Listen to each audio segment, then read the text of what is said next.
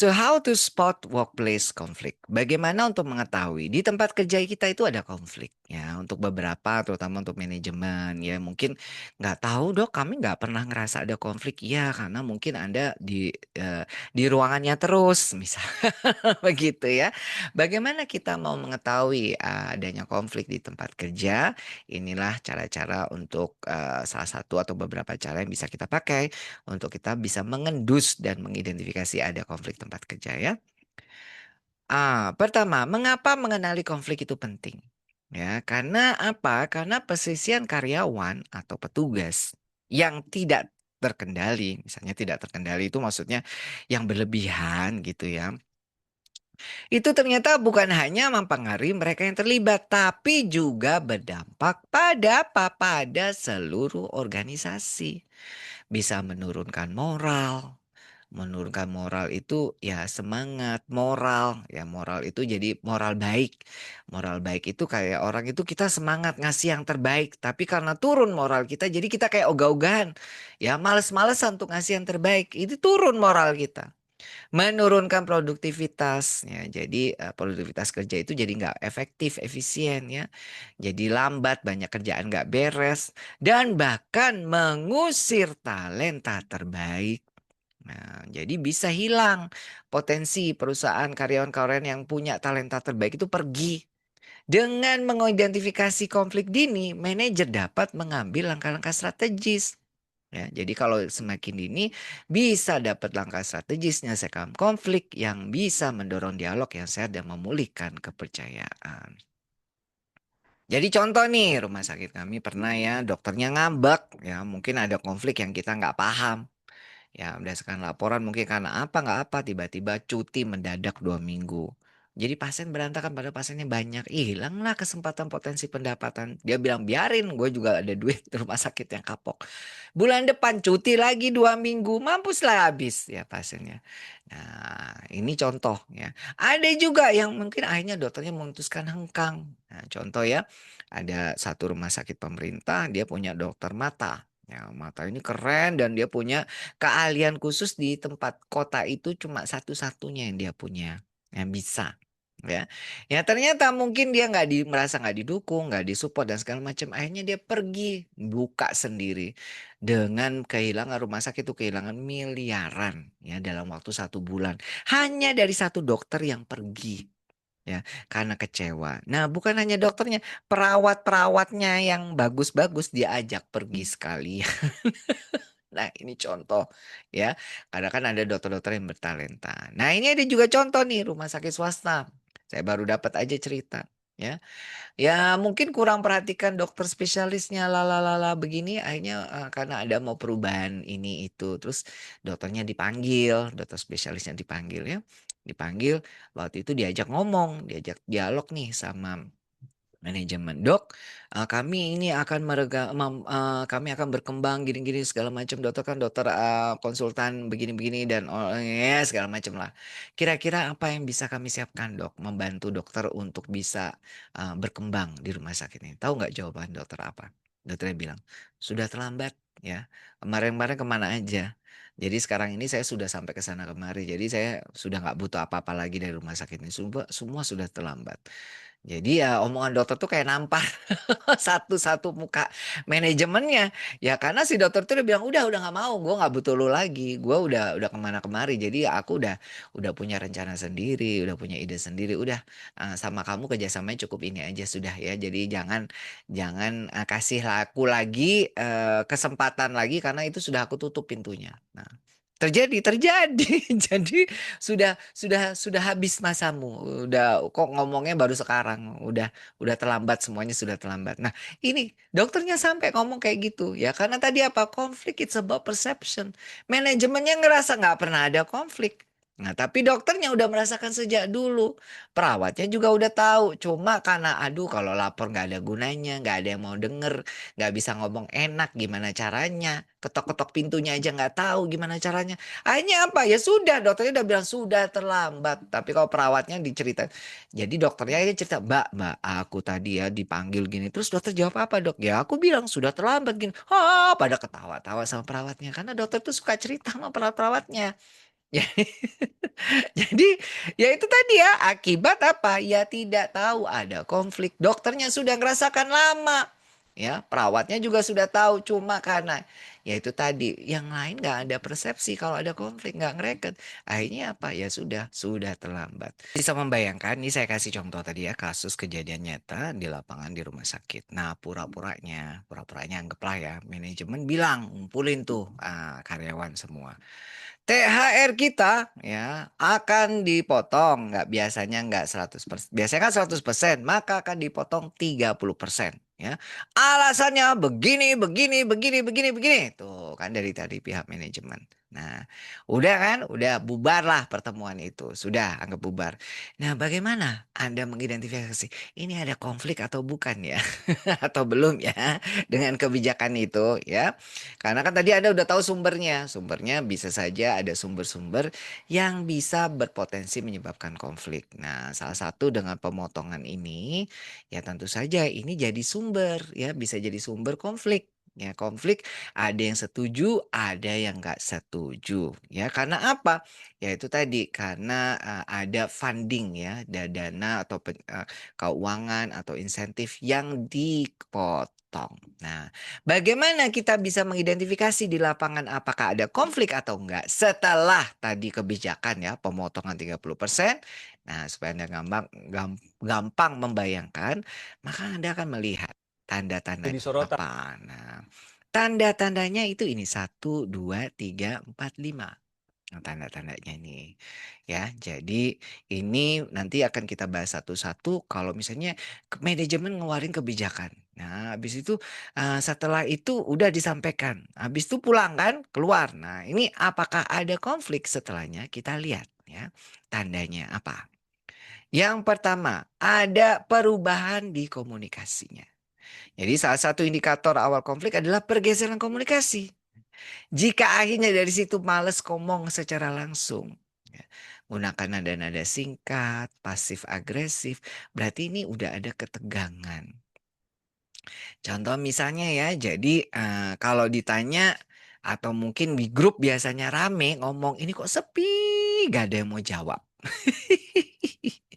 Ya, misalnya di grup WA gitu ya rame, wah pada bercanda. Setelah apa namanya keluar keluar ya keluar kebijakan itu kok sepi, grupnya nggak ada yang mau jawab, sepi banget.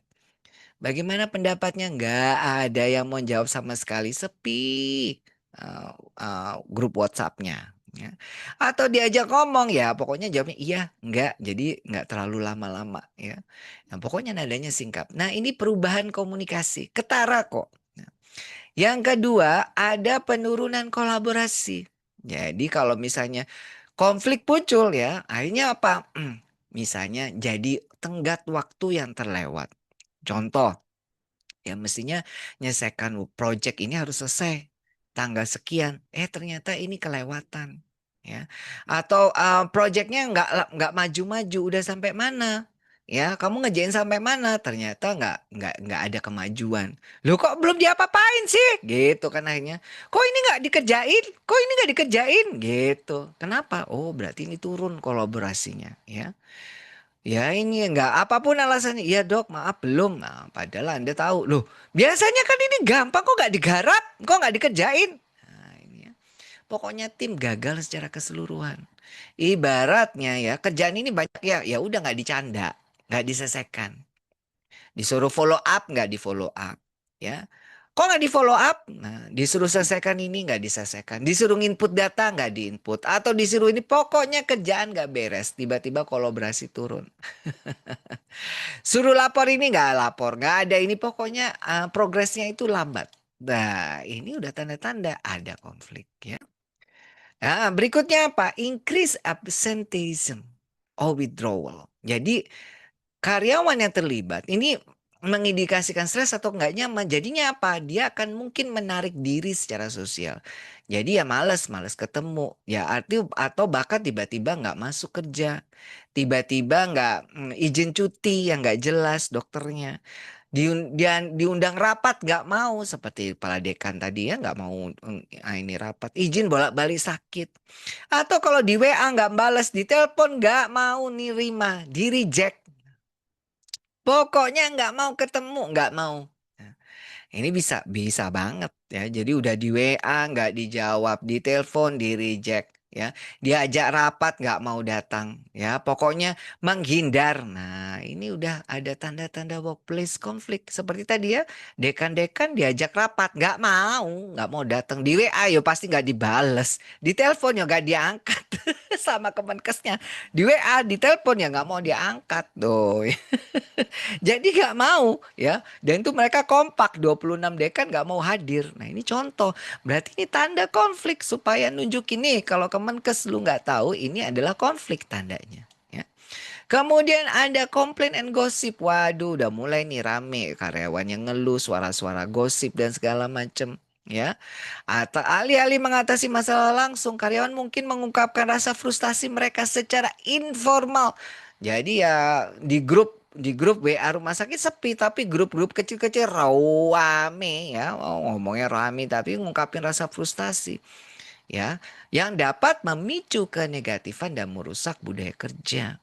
Ya, contoh keluhan karyawan atau gosip ya, terasa banget tuh, terasa banget auranya tuh negatif. Ya, salah satu stafnya nih, Sopi dok, waduh sokanya medeni dok, suasananya itu menakutkan gitu ya. Biasanya nggak kayak gitu, pokoknya tegang. Karena konflik is all about perception ya. Pokoknya nggak nyaman suasananya dok gitu ya.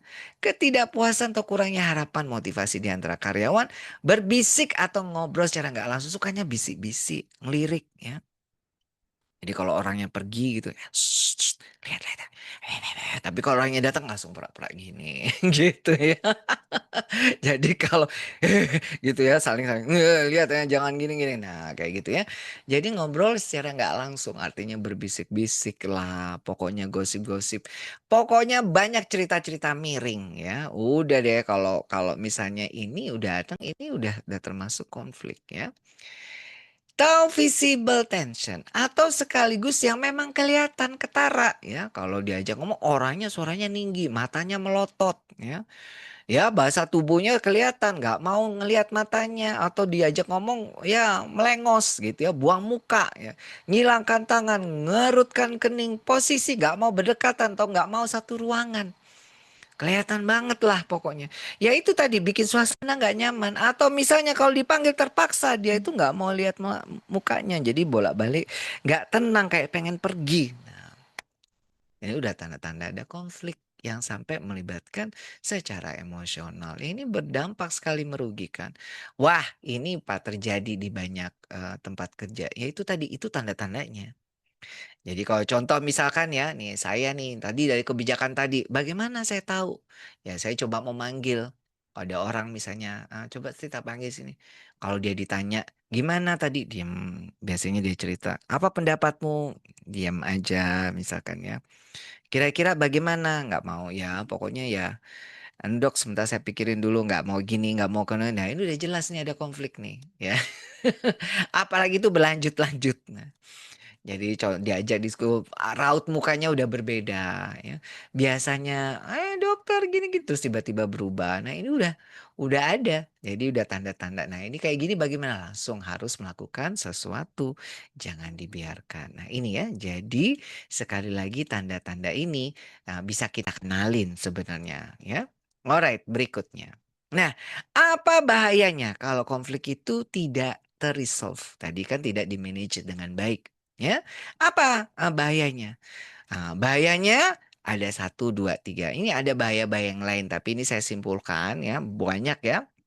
Saya simpulkan supaya nanti ini bisa menjadi catatan yang paling oke ya buat kita semua. Yang pertama jelas turun kualitasnya. Komunikasi yang buruk karena tadi gak ada konflik dan konflik yang gak selesai itu berkontribusi terhadap kesalahan. Ya. Ya kesalahan itu error ya, itu bisa menyebabkan terjadinya insiden. Seperti kesalahan pengobatan, dokumentasi yang nggak lengkap ya. Kesalahan-kesalahan yang tidak kita sengaja, yang kita sebut error. Ya kan kita kalau bikin kesalahan nggak sengaja dok. Iya, kalau sengaja kan kamu sengaja berbuat salah, sabotase namanya ya. Kan kesalahan nggak sengaja, kenapa? Ya itu tadi karena orang males kolaborasi. Males kolaborasi, males kerjasama, males komunikasi, males meeting, males ketemu dalam satu ruangan. Ada masalah kita ya ogah-ogahan. Sehingga akhirnya apa? Rentan terjadi kesalahan. Terjadi error berat banget. Nah, kalau error ini terjadi, bisa terjadi insiden. Kejadian yang tidak diharapkan, bahkan bisa menyebabkan kematian, bisa kecacatan. Kalau ini soal layanan kesehatan, bahaya, sangat membahayakan. Sekali lagi ya. Jadi ini, jadi turun, layanan turun kualitasnya. Jadi akibat kesalahan ini pasien mungkin menerima perawatan yang nggak memadai. Jadi mempengaruhi pemulihan pengalaman mereka secara keseluruhan. Bisa juga menyebabkan apa? Konflik menciptakan suasana tegang yang dirasa oleh pasien. Sehingga akhirnya pasien tuh nggak nyaman atau diabaikan. Sehingga menurunkan kepercayaan mereka. Loh nggak sedikit ya kalau dokter itu mengungkapkan rasa frustasinya itu di depan pasiennya. Contoh gini, waduh sekelas rumah sakit ini Rek, masa nggak bisa begini, nggak bisa begitu. Di depan pasiennya ngomongnya. Kadang perawat juga gitu, aduh biasa Bu. Begini biasa Bu pejabat, biasa Bu atasan kayak gitu. Nah ini kelihatan banget mengeluarkan frustasinya di depan pasiennya. Sehingga pastinya apa tambah kasihan ke kita yang ya iya sih atau juga malah dokter ya dokter ini pahlawan meskipun rumah sakitnya nggak mendukung ini dokternya tetap berjuang sendirian bukan gitu dok pasiennya malah takut. Jadi kalau dokter itu mengungkapkan ekspresi frustasinya di depannya pasien bukan malah pasiennya itu tepuk tangan meriah. Ya pasiennya malah takut, ya. Takut ke rumah sakit itu. Dan kalau Anda yang dengar itu satu pasien, ya, itu bisa kemana? Bisa cerita ke banyak orang. Karena pasien yang begitu itu bisa, wow, yang ngomong dokter sekelas dokter spesialis dok. Bahkan dokter spesialisnya sendiri bilang, waduh sekelas rumah sakit ini, masa kayak gini aja pelayanannya. Ya itu diulang-ulang, diceritain ke orang, ke banyak orang, ya. Nah ini yang jadi catatan buat saya ya. Kalau misalnya ini konflik, ada konflik sering kali ya. Dokter itu nggak sungkan-sungkan ngeluarin frustasinya di depan pasiennya. Kadang bilang gitu kayak yang apa namanya kelihatan banget ya. Nah ini yang bahaya ya. Jadi kepuasan pasien turun. Nah gimana ya kalau kita itu mau ditangani dokter yang sebel sendiri sama manajemen ya pasti nggak mau lah. Ya ini jadi catatannya karena saya sering bawa pasien tuh ke Malaysia, ke Singapura. Itu kelihatan kayak di Malaysia itu dokternya seneng-seneng, happy-happy, perawatnya juga. Jadi kayak nggak ada drama gitu ya. Ya pasti ada lah satu, pasti konflik juga ada. Nggak ada rumah sakit bebas konflik tuh nggak ada. Tapi yang kita lihat di permukaan ya itu kayaknya seger-seger, seneng-seneng gitu ya. Terus sehat-sehat, terus ya kayak yang kerja itu menyenangkan, kerja di situ menyenangkan gitu ya. Jadi kayak itu yang saya lihat ya situasi di dua rumah sakit yang tiga empat rumah sakit yang saya lihat di sana yang orang Indonesia itu banyak datang. Ya akhirnya itu pun akan dilihat suasana itu dilihat oleh siapa? Oleh pasiennya. Ya mungkin banyak pasien-pasien itu yang nggak mau ya misalnya ke di tangan rumah sakit Indonesia karena kadang dokternya sendiri yang mengungkapkan frustasinya itu di mana? Ya di depan pasien, terutama juga di mana? Di media sosial kadang ngungkapin banyak mengeluh tentang kebijakan kesehatan, mengeluh tentang kebijakan Kementerian Kesehatan, mengeluh tentang kebijakan rumah sakit, mengeluh tentang kebijakan BPJS di media sosial. Ya siapa yang mau akhirnya percaya? Ya pasien tuh yang ngeri kalau dokternya sendiri punya ketidakpuasan, punya trust issue sama sistem. Ya, ya akhirnya ya siapa yang mau dirawat oleh dokter-dokter yang pada sistemnya nggak percaya. Ya contoh kalau Anda ya mungkin belum tentu mau ya kalau orang punya duit ya mungkin bisa milih ya milih ke orang yang mau ditangani oleh mereka yang percaya sama sistemnya punya trust karena ya nggak mungkin kerja sendirian. Nah ini contoh ya menurunkan kepuasan pasien. Jadi kalau Indonesia mau bersaing sama Malaysia ya dokter-dokter di Indonesia ini harus dibuat percaya kepada sistem layanan kesehatan di Indonesia. Ya, buatlah mereka yakin dengan sistem yang ada di kita. Kalaupun ada yang kurang setujunya itu ya konfliknya harus segera di-manage, dikelola itu maksudnya ya. Lalu apa lagi? Nah ya. Dampaknya bisa meningkatkan staff turnover. Jadi bisa merendah moral ya, meningkatkan kelelahan, akhirnya turnover ganti karyawannya. Sering keluar SDM-nya ya terus-terus ngerekrut yang baru, pelatih yang baru, capek-capek karena gonta-ganti tim itu bikin lelah ya. Menurunkan konsistensi, berdampak negatif pada pasiennya. Nah, ini yang jadi repot, jadi persoalan. Nah, kenapa saya rasa ini penting? Ya, pentingnya itu kenapa? Ya karena kalau tim bolak-balik ganti, bangun chemistry, bangun relasi itu capek. Ya, ya kan ada tuh yang kalau gonta-ganti pasangan gimana tuh? Lain soal ya kalau gonta-ganti pasangan berkaitan itu mungkin ada yang seperti itu suka bisa, tapi kalau kadang ada yang udah cukup satu selesai bubar untuk cari lagi yang baru itu susah dok, capek lagi mulai lagi susah gitu. Ada yang ngomong kayak gitu, udah males. Ada, kan apalagi kalau di tim juga demikian sama. Ya, untuk gonta-ganti baru itu apalagi kalau perlu adaptasi yang lama atau perlu ini naruh kepercayaan pada orang yang baru itu belum tentu mudah. Ini yang bikin susah.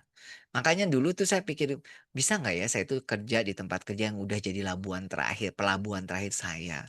Karena saya satu sisi nggak mau jadi PNS ya, tapi saya mau swasta yang sekaligus jadi pelabuhan terakhir saya. Tapi ternyata susah. Nah, jadi itulah mengapa juga juga nggak mudah menciptakan situasi yang seperti itu. Tapi kalau terlalu banyak konflik, memang bahkan banyak yang turnovernya keluar. Bisa jadi turnover-nya tinggi, bukan keluarnya tinggi. Bisa jadi kalau di rumah sakit Anda turnover-nya tinggi karyawan-karyawan, bisa jadi karena konfliknya banyak dan tidak terselesaikan. Entah itu Anda mau akui atau tidak, mungkin dari sisi persepsi pekerjanya, pegawainya itu merasakan hal tersebut. Ya, terutama generasi Gen Z ini mungkin dia punya konflik dengan dirinya sendiri dengan situasi kerja yang dihadapin yang kondisi realnya itu dia banyak konflik dengan dirinya. Karena belum tentu orang itu punya mental latar belakang yang sama seperti generasi sebelumnya. Sehingga akhirnya ya itu tadi bolak-balik keluar bolak-balik ganti. Jangankan di negara kita, di Jerman pun ya, di Kanada pun ini saya berita yang terbaru 35 hampir 40% yang di bawah usia 35 tahun itu banyak yang hengkang keluar dari pekerjaan sebagai petugas kesehatan karena nggak kuat. Mungkin karena konfliknya nggak kuat dia dengan konflik dengan dirinya sendiri dengan situasi yang di sekitarnya ya. Alright, lanjut. Nah, berikutnya ada heightened stress for staff. Jadi kalau terus-terus tegang situasinya dalam situasi beresiko tinggi, itu bisa nurunkan kecerdasan emosional tenaga kesehatannya. Anggota tim kesulitan mengelola emosi mereka, konflik dapat meningkat. Nah, jadi bisa nggak tenang saat-saat kritis. Nah, contohnya ada yang sampai dokternya itu teriak yang sampai kenceng, yang sampai gebrak meja, sampai banting. Nah ini setelah saya amati ya juga saya itu kan suka cerita tuh ada dokter yang kita tanya sedikit tuh tiba-tiba dilempar medical record tuh dilempar prawok gitu ya. Waktu itu perawat saya nanya, dokter ini pasien pulangnya kapan? Karena kan saya minta untuk kita itu discharge planning harus tahu kapan pasien itu bisa pulang.